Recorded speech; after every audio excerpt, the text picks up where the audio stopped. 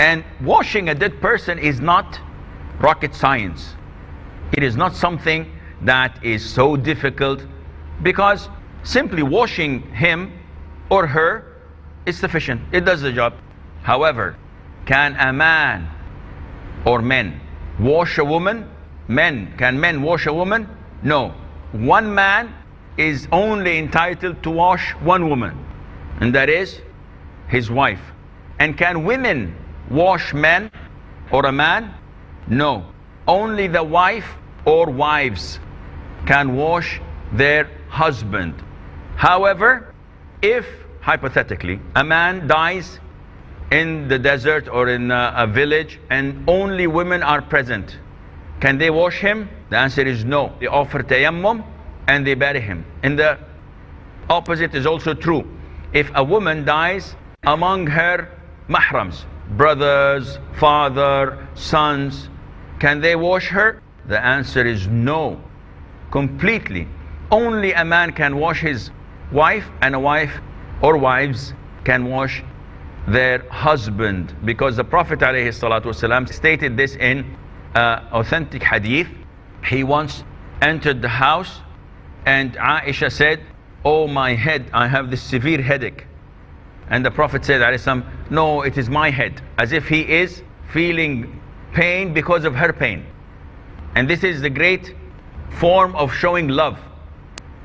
When you enter the house and your wife says, "Oh, I have this strong pain in my head," some husbands say, "You deserve this because yesterday you gave me a bad time." Others would say, "You have a headache, go and take aspirin, go take Panadol." This is not the right way of showing your love. When your wife says, "I have a strong headache," you say, "Your headache is my headache. Now I'm feeling the pain for you." Show her some affection. So the Prophet said, "It's my headache. I am the one who has a headache." What would happen, O Aisha, if you die? The Prophet is teasing her now. What would happen if you die and I wash you and shroud you and pray funeral prayer and I bury you? What would happen? What's wrong in that? So this means that it is possible. What did Aisha say? Aisha said, "No, that would not happen, Prophet of Allah, because if you do this, you will immediately go to the other wives of yours. Even after her death, she's still jealous. So she doesn't want this to happen." And in the hadith of Aisha, may Allah be pleased with her, after the death of the Prophet, she said, "If it were for me, no one would have washed the Prophet ﷺ except me and his wives." So this clearly indicates that it is permissible for a man to wash his wife, and it's permissible for a woman to wash her husband. Asma bint Umays, one of the great companions, she washed her husband. Who was her husband? Asma bint Umays. She was one of the greatest companions of the Prophet. First, she was married to Ja'far ibn Abi Talib. Who is Ja'far? The brother of Ali, and the cousin of the Prophet ﷺ. After he was martyred in the battle of Mu'tah, she married Abu Bakr as-Siddiq, and she had from him a son. And after Abu Bakr died, she washed him, and this is why I brought her name, because she's the one who washed Abu Bakr. Abu Bakr said to her, "You wash me after I die. Don't let other men come in. You only wash me." And after he died, she married Ali ibn Abi Talib. Now she had a son from Ja'far, and she had a son from Abu Bakr. And while she was with Ali, her latest husband, her two sons fought together.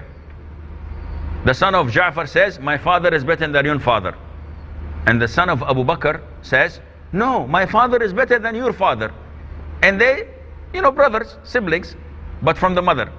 They started to fight. So Ali was there and he said, "You be the judge between them and tell them whose father is best." So she said to the son of Ja'far, "Your father is the best of the youth," because he died young. And she said to the son of Abu Bakr, "Your father is the best of the elders," because he was in his 60s. or so. Now Ali is the third husband, and he said, Asma, what did you leave for me? If he's the best of the youth and he's the best of the elders, what's left for me? So with all the diplomacy in the world, she said to him, Ali, 3, Ja'far, Abu Bakr and you, 3, you are considered to be the worst of them. Wallahi, this is an achievement. If these are the 3 and you're the third and you're the worst of them, this is an achievement. Ali smiled and he appreciated that, and he said to her, by Allah, if you had said anything else, I would have hated you and resented you, because then you would be lying. If you said, no, I did not mean this, not Ja'far is better than you, or Abu Bakr is better than you. If you said anything, I would have hated you and resented you, but you've said the truth. She washed Abu Bakr. Now, we have schools of thought that claim once a woman is widowed, she is a complete stranger to her husband. Once a man dies, these are some of the schools of thought without naming them. They say that the minute the man dies, the wife becomes a stranger. Why? They say because the marriage contract has been nullified. Khalas, it's over. He's dead. He's not a husband anymore. And hence they say she cannot see him, she cannot give him the last look, she cannot wash him. And of course, by the evidences I've just brought forward to you, we know that this is completely wrong. Even if he dies, she's still his wife, and that is why she has to stay 4 months and 10 days. Only in one condition that this becomes true, which is very, very, very hypothetical, but it can happen. And that is, if a man is on his dying bed and his wife is in labor, she's pregnant and she's about to deliver. If he dies at 1 o'clock and she gives birth at 1:15, can she wash him? The answer is no. Why, Sheikh? She's her wife. It's very simple. After a pregnant woman delivers, the iddah is over. Her waiting period is over. Whether it was 4 months and 10 days, for a pregnant woman it's not 4 months and 10 days. The waiting period for a pregnant woman is when she delivers. So if a man dies in the 1st of Muharram and his wife is pregnant in her 2nd month, she has to wait 7 months before her iddah is over. Meaning that she doesn't leave the house, she doesn't wear perfume, she doesn't put makeup, she doesn't show any sign of happiness. Once she gives birth, then she's entitled to get married and she's out of her iddah. This is the longer period. But if he dies and she's in her 9th month of pregnancy and she delivers the following day, she has only 1 day of iddah and she can marry the same day. Why? Because khalas, she is not related anymore. And the issue of iddah is very important in Islam. Inshallah, if Allah grants us life, we will be able to discuss these in detail. So, a man can wash his wife, a wife can wash her husband, unless in hypothetical situation she's pregnant and she delivers, then she becomes a stranger to him. Atiyah is telling us that the Prophet came. Did the Prophet come and witness the washing? Definitely not. Because a man cannot attend any woman's washing, even if she was his mother or his daughter or his sister.